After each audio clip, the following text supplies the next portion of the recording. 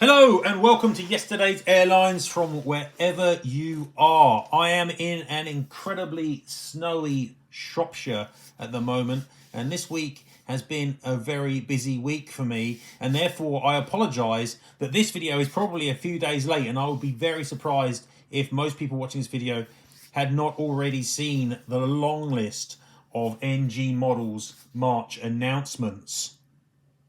I won't say March releases because obviously they will turn up in April, and some of them no doubt will turn up in May, and there's a good chance a few of them might turn up in June because NG has begun to trickle out releases. Not quite jcwings-esque because they do appear within a couple of months of announcement typically, but still more models than they can typically release in a month.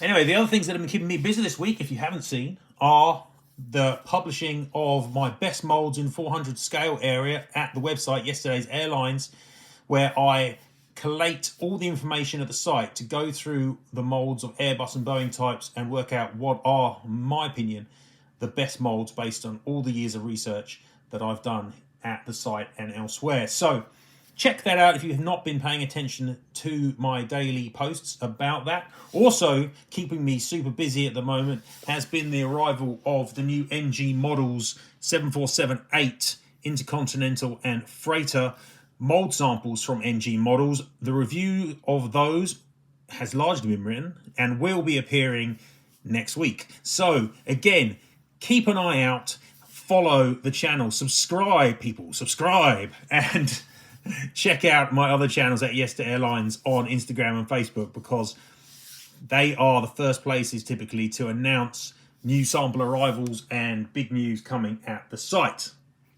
Okay, but anyway, I can't keep on talking about this because we've got 31 NG Models releases to talk about in this video, and as per usual with the NGs, it's not a case of worrying about the quality of the molds or the printing typically. It's just, in my opinion, about whether they should be making these models or not. So it's a little bit more subjective, I guess, than my other ranking videos where I quite often focus on the molds that have been made or the molds that are being used by the manufacturers, because there aren't any bad molds that NG use. The weakest is probably the 777s. Still a decent mold, if not the best. And across the board for pretty much everything else, they're near top of class. So it's primarily, what they're making, not necessarily what they're making it on, that I'm going to talk about in this video. And I'll try and do it quickly because, as I say, 31 models, again, is a bumper crop. Though, in keeping with their now standard release schedule, a lot of these are similar to releases that they've made in earlier months, where they just change the winglets up or they add a special scheme sticker or something along those lines. Quite often, they are not representing, in fact, they're definitely not representing 31 completely fresh new models. They're typically more like 15 or so new models and 15 models that look very similar to what they made before. But anyway, let's get into that and check out these models and see what I think. Okay, so usual format. Start the Airbuses, move into the Boeings. There are a lot more Boeings than there are Airbuses this month, but that still means that there is a decent number of Airbuses. I think there's 11. So let's get into those. They start with an A320 from Jetstar, and this is wearing the current Jetstar scheme. I actually had not been paying close attention to Jetstar's liveries. I knew that they'd moved from small titles to billboard titles. I didn't realise that they'd replaced the .com aspect with the star logo. It actually looks much better, I think. And you don't need .com anymore. Everyone knows what a website is in 2023. So that makes perfect sense. This livery has been made previously by Phoenix. In fact, exactly the same aircraft, VHVFJ, which is a little bit weird. They probably should have chosen another rego. But nonetheless, obviously I'm not an enormous fan of the Phoenix A320, even though it's probably, it's okay. I will buy it. It's just, I just don't love it. That came as part of a 2-pack previously, where they also released the .com version 2. So this is the second release of the standard scheme that they currently use. It will obviously be better than the Phoenix one. Having said that, if you've got both the previous ones, the .com and the Star version by Phoenix, then it might look a bit weird. You just replace one of them with the NG. So Don't know about that. Anyway, I'm going to move this up into high flyer. I like the scheme. Jetstar doesn't get as much attention as you think it might. There's been quite a few Phoenix releases. Some of them are very old. They're all very ordinary. And the rest of them are... Yeah, there's some nice Aero Classic stuff in there, but not a great deal. So, yeah, I'm going to put this one up into high flyer. Next up, we've got another Avianca Heritage livery. This time round, it is the Taka Retro version of the scheme, N567AV. Last month, they announced the Laxa version. I really like these retro schemes. Obviously, given the way releases are going nowadays, it's about as close as getting something from the last century as you're going to get, which is super disappointing, and I'll bitch about that later in the video. But this is a lovely scheme, the Taka scheme with the Avianca front. I like the way they've done that. They're able to keep, because of the nature of the livery, much like with the Laxa one, you're able to keep a modern front and a retro rear. It looks really good, and I'm going to slip this one up into Supersonic. I think it'll make a lovely partner for the other ones, and I am seriously starting to think maybe I should be collecting retro schemes like these because they look great. Next up, we're into the A321s, and it is a Four Seasons A321. Now, Four Seasons is a private jet hotel operator, so it's offering luxury travel packages with this private jet experience flown by Titan Airways, and the aircraft is GXATW. It's a nice all-black scheme with the Four Seasons logo, but at the same time, I mean, it's like, almost like a private airliner. I'm not interested in private airliners at all. It's not really even an airline, I'd argue. And Titan are, you know, just that kind of wet lease specialist. They've had a variety of kind of anonymous liveries, though sometimes quite attractive anonymous liveries historically. I can't really get excited for this one. I'm going to put this one into Workhorse. Mean, but my opinion, I'm not excited by it. And following it into Workhorse is yet another Gemini Airlines A321neo. NG have already announced the first Airbus for Gemini, B32CU. This is B32CY, so it's in the standard scheme. It actually has been also announced by HYJL Wings, so once again, NG seem to riff off of models they make for HYJL and produce the same ones sometimes. And yeah, I mean, there's not that much to get excited about. It's basically the same as the first one anyway, except it doesn't have the little sticker on it. So this one's going into Workhorse. Next, we've got Philippines and an A321neo, RPC9938. It's not the first time we've had a Neo for Philippines. There's a Gemini Jets version and there's an Aero Classics version. The Gemini Jets version looks like crap, and the Aero Classics version looks much better, but it obviously doesn't have aerials. It's got the standard Aero Classics nose gear or gear hubs, which are a bit weak. And yeah, it's okay, but not spectacular. This one will be, no doubt, a lot better, and I expect that Philippines is quite popular, especially in the Philippines. So I would expect this one to do quite well on the sales front. I'm going to put this one up in a high flyer. Because this scheme at least started in the 1980s, it feels vaguely retro. Maybe that's why I feel happier with it, even though it is just a Euro white livery, basically. So that's a very quick look through the A320 series this month, and we're into the A330 series, which make up the remainder. I actually said there were 11 earlier. I was counting the Lockheed and T144 in that. That's incorrect. So there are actually only 5 A330s to go alongside the 5 A320s. So there are 10.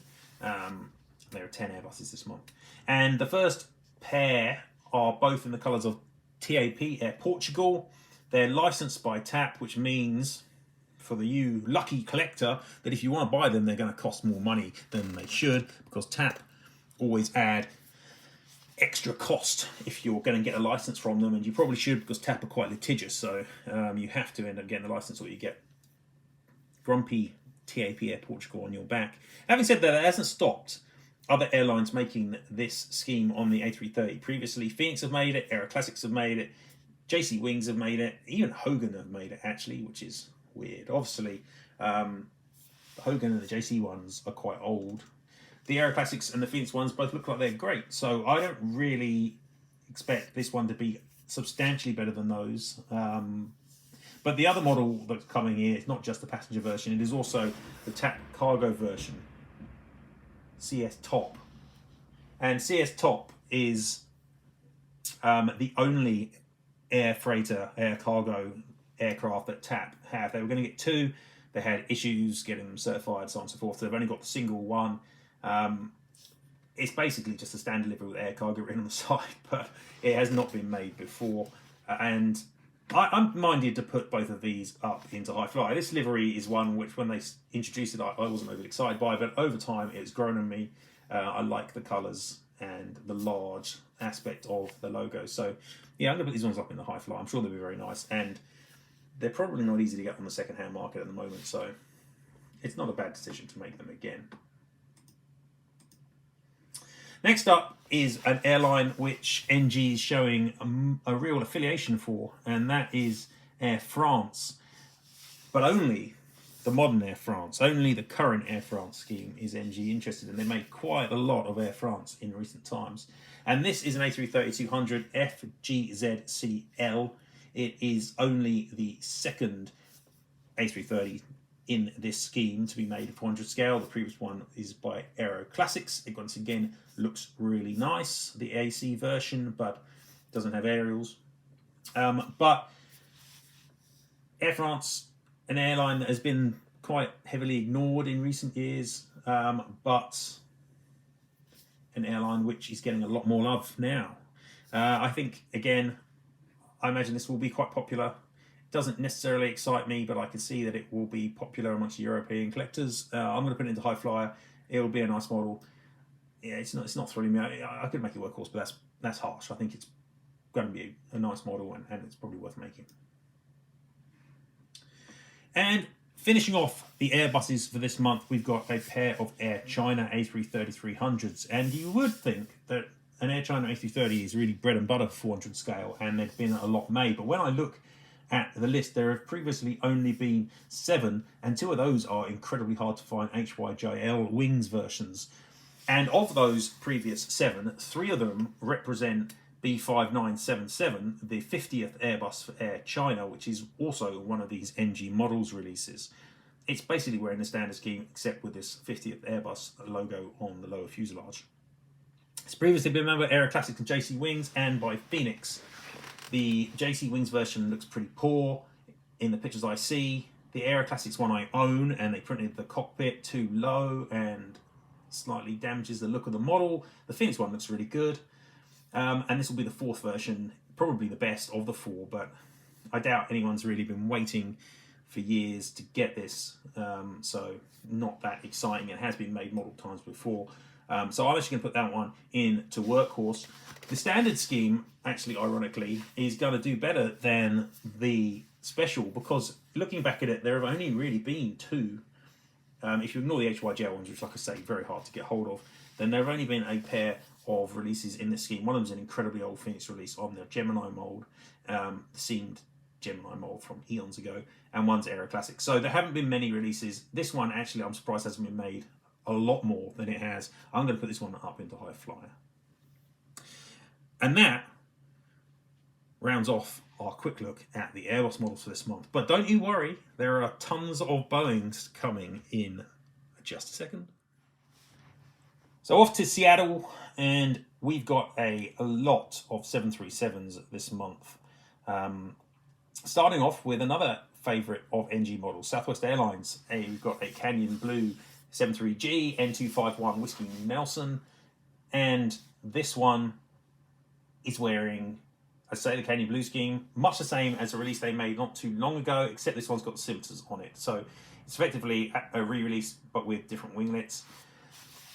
The first release was great. There's no reason why this one would be bad, and yeah, there's not much more to say about it than that, really. But I'm going to put it in the workhorse. It is effectively the same aircraft as they made before, just with different winglets. Doesn't mean it won't sell, just means I'm not overly excited by it. Next up, joining this in workhorse is what will be, I'm sure, a really, really attractive model, because I really think the scheme is lovely. It's an Aero Mexico 73G N788XA. But the reason it's going into workhorse is because it's been made multiple times before. It's been made 3 times previously, and once very recently, last year in fact, by Panda Models. I think it was a waffle exclusive. So this model isn't going to be substantially better than that one. Aeroclassics have made it previously. Gemini made it previously as well. There's plenty more 7.3Gs they could be choosing that would be unique. Even though I think this will turn out nice and the scheme is good, it's just repetitive. So I'm going to workhorse it. And then we're off to the Middle East for a pair of Fly Dubai 737-800s, miles and miles away from anything I'd be vaguely interested in. But nonetheless, not a lot of Fly Dubai has been made. All we've had is one MAX 8 and a couple of announced MAX 9s from Phoenix. No 73NGs by anybody. So this pair are going to be the first. Does that excite you? It doesn't excite me. But at the same time, Fly Dubai does have quite an attractive scheme. Incidentally, the difference between the schemes is the usual. One's got the blended winglets, one's got the scimitars. At least they're putting them both out the same month rather than dribbling one out next month. But they're not exciting me. But I'm going to put them into high flyer because they are at least a unique aircraft airline combo in the scale.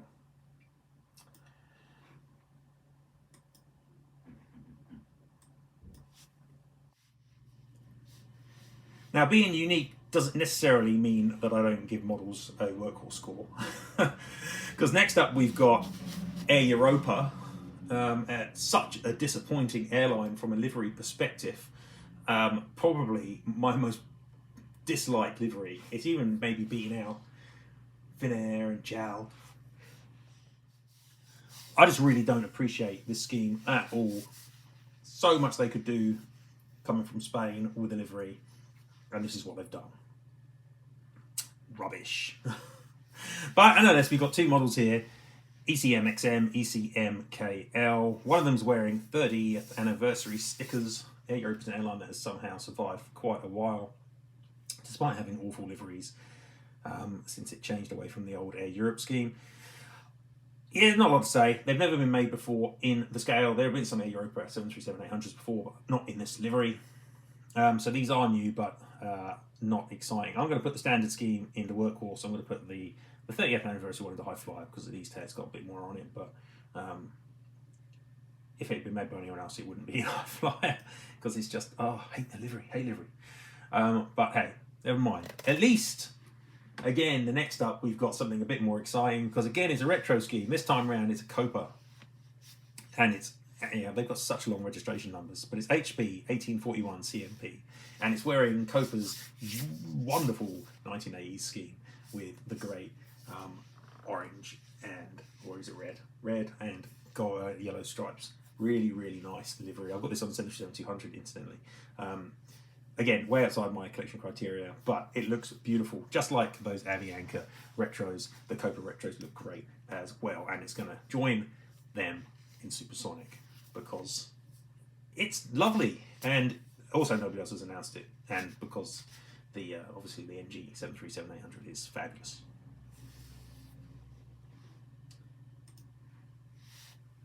Okay, and I think our last 737-800 is a Ryanair example, EIDLY.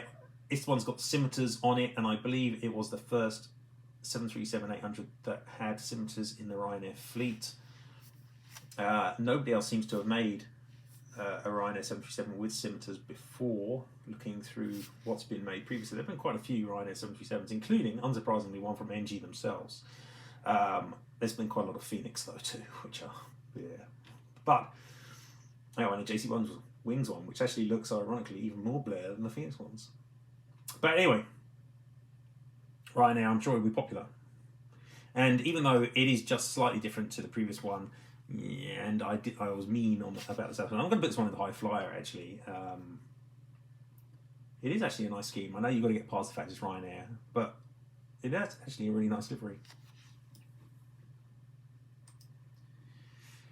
And we're not out of the 737s because obviously they've gone on forever and ever, the aircraft type. And so we've got 737-900s as well. And the first up is a Korean Air example, HL7706. This is the third Korean Air 737-900 made in probably as many months by NG.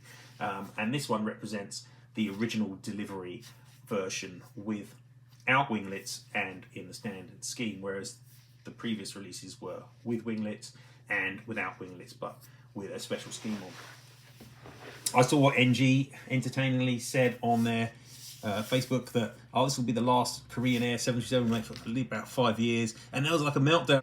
Oh no, why are you going to stop making Korean Air? And it's like, that's not what they said. Can you just read what they say and not get overexcited? They said it will be their last Korean Air 737. They're just about to make a 747 mold, people.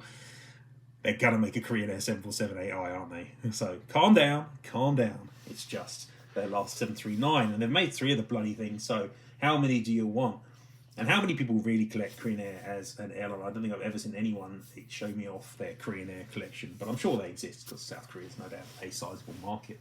But anyway, enough of that. I'm going to put this one into workhorse, is basically where I'm heading with this.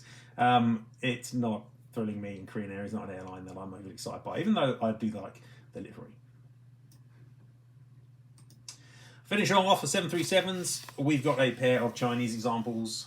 What first up is by OK Air, and it's B1291. It's wearing the current scheme, which is a little bland, but it's basically similar-ish to their original scheme, just with smaller titles and a change of main colour from purple to red. No one's made any 900s in this livery before, so it's unique. It's right up my alley because it's a Chinese airline and almost certainly a model that I will get. I'm going to put this one up in supersonic. I know it's not going to be everyone's cup of tea, but definitely mine. And finishing off, we've got a Shenzhen Airlines 777-900. This is exactly the same model they made a few months ago, except the reg is different, B5106 now, and previously it's B5102. It is a really nice model. I got the first release, but I'm not crazy enough to get 2 aircraft that are basically the same. So this one is crying out to be workhorsed. So where does that leave us? That leaves us still with a substantial number of models to talk about. 4, 5, 6, and 10. There's still 10. So we still basically got an entire Phoenix month of announcements to talk about. So I will try to keep the pace going if it's not too annoying for people. Now, clearly what the releases so far have shown is that NG don't care about people who want retro schemes, you know, i.e. real retro schemes. There has been literally nothing, I think, so far that predates turn of the century. Yeah, I don't think anything does predate turn of the century. Maybe just the Aeromexico 77, but it would be an accident if it did almost. And that carries on even with the 2 757s this month. It's good to see the 757. It is probably my favourite NG mold. Maybe the TriStar, but the 757, I really do love it. And this one at least has vibes of being retro, but actually comes from 2001, which isn't retro, people. 2001 is not retro. Okay? It's 22 years ago. It's not retro. It's after 2000, it isn't retro. So, this is a TWA 757, but wearing the American Airlines transition scheme. So it's TWA LLC. N704X. And it's been made before, the scheme, by Gemini Jets. I was looking at acquiring one of these from a waffle collection sale just the other day, and I held my hand because I try not to buy the Gemini 75 anymore. Even though it's a great stalwart of 400 scale, it just can't compare the NG. So it's good to see this is being made. Again, it's a model that I'm almost certainly looking to acquire, and it's well worthy of being supersonic. Next up, we have another Cebu Pacific 757 RP C2715. This one is not as exciting as last month's, which had that really, really attractive special scheme on it. This one's got the standard Cebu Pacific colours from the time, which are a bit bland and largely just blue and green, and just 2 giant logos, really. It's not very exciting. But I'm still going to put it in the high flyer, because it's never been made before. It's a 757. It's not from last week. It's at least from before 2010, I think. I'm getting desperate. I'm still going to high flyer it. It's not what I'm going to buy, but it's one that I think about. So that leaves us in the Boeing camp with some 777s and 787s to go. And you'll note again that there are no 747 SPs. NG just don't care about 747s. And for all those people who are getting excited about the 747-8s coming out and thinking that they're going to presage a huge swathe of 747 classics, I just don't see it. I just don't see it. No matter what NG say, and they've said nice things about the 747 to me too, they're not backing up their words with actions. Then I just don't see them releasing large numbers of 747 classics. I'm sorry. Because their usage of the SP mold has been dire. They've just released a tiny number of aircraft, and sometimes almost the same schemes in the South African and the Iran. They're not even real, separate releases. I've really liked the models they've produced. Don't get me wrong, I own most of them, but they're just not putting out enough. One every 3 months or something. It's really annoying. And they've seemed to have lost any interest in putting out anything even vaguely unusual. So even when they do release them, it's just really obvious standard big airline schemes. Though I guess they did release Corsair, but been done before. NG. Can you make something that hasn't been done before, please? Where's Air Namibia for crying? Anyway, shut up, Richard. Gone off track. 777s. Actually, I have to say, these two are going to be really, really popular and are going to sell really well. So with all my moaning about making contemporary models all the time, these two are surefire hits.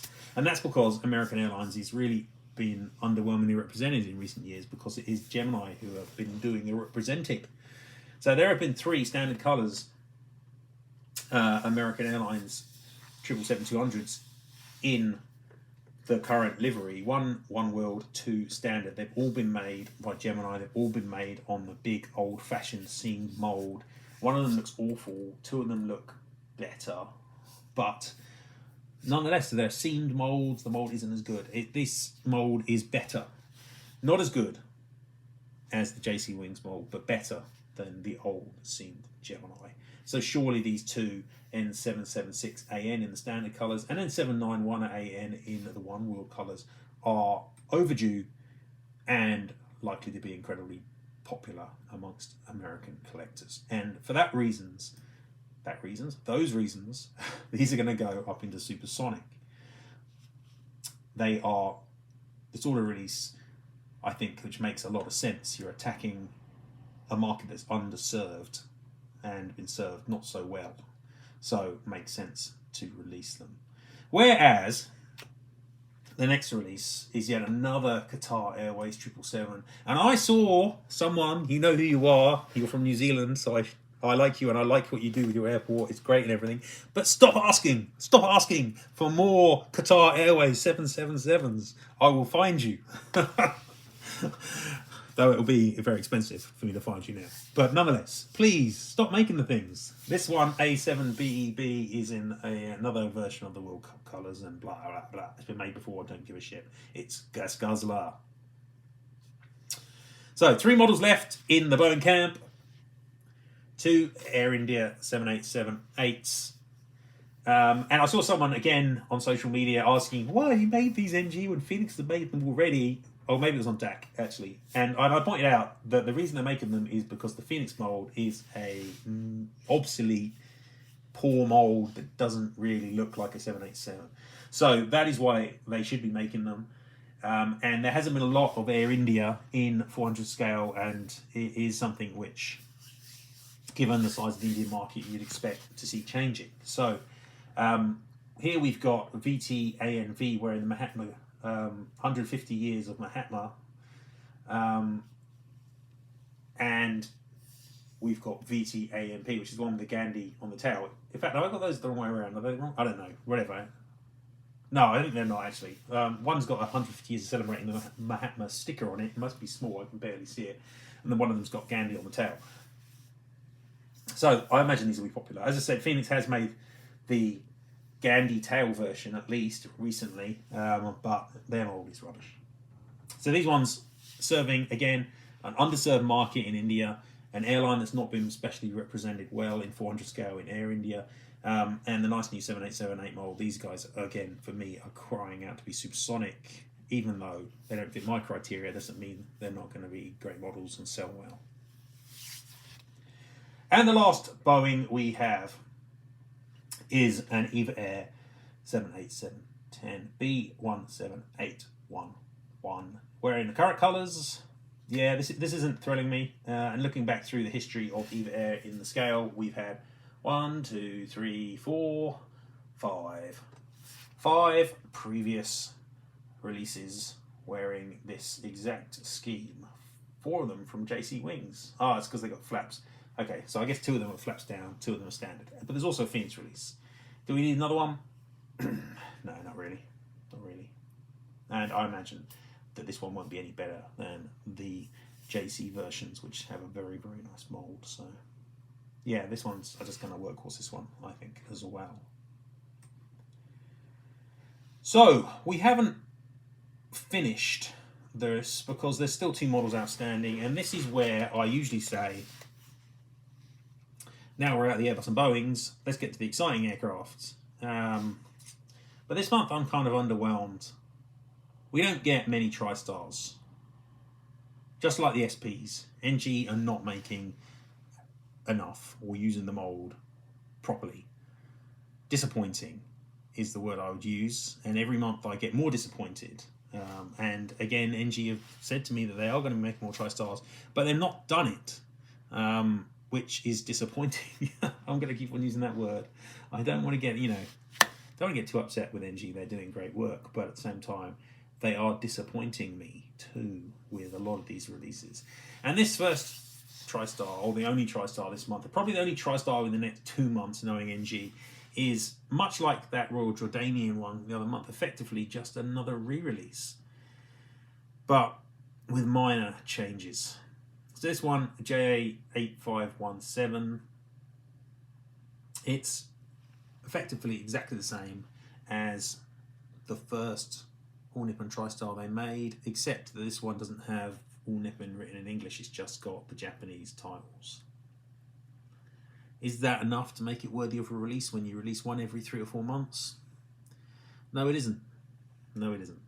And as much as I love the NG TriStar, this one is going to have to go into workhorses. I don't have infinite room in my collection, and certainly not for All Nippon. So no, I'm not getting it, and I'm disappointed that this is what they put out. It's a shame. And then we've got a TU154 Sichuan Airlines B2630. Should love this because it is a Chinese airline, and obviously I like Chinese airlines. And it's a 154, and obviously I like 154s. But of all the 154s to pick, this is probably the one that least needs making, because it has been remade not 2 million years ago, probably about 10, 2014 exactly, by Phoenix on their updated mould with the rolling gears. So it's probably one of the few TU154s that actually has a reasonably high quality release going for it. So it is historically significant, Sichuan Airlines 154, and it is quite a nice livery. But yeah, there's so many 154s, and again, when you release one every 2 or 3 months, and last month it was a Russian Air Force example, and the month before it was like booking holidays. It's not like I don't like the models. Yeah, that's not what I'm saying, but I'm saying there's so much opportunity here, and this is your choice when you produce one every 3 months or something. Disappointing. Disappointing. I'm going to put this one into high flyer nonetheless, because I'm still really tempted by it, but there's no sensible reason for me to get it, especially because I imagine that Phoenix release has got no resale value in the UK. So, yeah, anyway, that's the way we end up there. So looking at this list and what I've done with it, you got to say that there's obviously a substantial amount of high flyer and supersonic sitting in the picture here, and there should be, because NG have got such good molds. But personally, even though there's a good variety of airlines here, they really, again, only cater for the modern collector. I think that looking at this quickly, there's only one aircraft here which I can confidently say comes from the 1990s, and that's the Sichuan. One from the, I guess the TriStar does just about, and that probably just in the 80s. So you've got 2 models out of 31 which are from before the turn of the century, and both of them are not models that I'm really going to get either. So, yeah. The irony is that NG are releasing 31 models, and I still probably only get 3 or 4 a month of 31 models, which for someone who collects as many aircraft models as I do, you know, does kind of say something. But at the same time, I guess maybe I'm not standard. I'm collecting older aircraft than a lot of people, and if you're a younger collector from India or the Philippines or even from Europe, then you're probably looking at this really set and seeing lots of models that you want to buy. So, yeah, I guess for you and for a lot of collectors, it'll be a really good month. And for me, I look at it and go, oh, it's interesting, but not getting it. Oh, that's colourful, not getting it. Oh, that's been made before, not getting it. So, yeah, I don't know. Anyway, I'm interested to hear what you guys think of what NG is doing on its releases. Do you think they're releasing good sets, or would you like to see more variety temporarily? Or are you happy with what they're putting out here? Anyway, it's a month very similar to the previous month, I think, in my feelings about it. I don't dislike it, but I'm not in love with it either. And I guess that's just the way NG will be moving forwards. They don't seem to be likely to be the company that I personally would like them to be, or that they initially looked like they were going to be when they were releasing Courtline TriStars and lots of classic 757s and things like that. Now they seem very much firmly grounded in the Phoenix jcwings zone with a bit of Gemini thrown in and almost no Aero Classics. You know, that's kind of the feeling I'm getting from them, and that's a shame. But it is what it is. They seem to be doing well, and all power to them. So that's it from this month, guys. Hope you've enjoyed the video. Apologies that it's later than it probably should be, but I'm a busy man and there's lots going on at the site, so keep on checking that out, and I'll speak to you again next time. Thanks for listening. Bye-bye.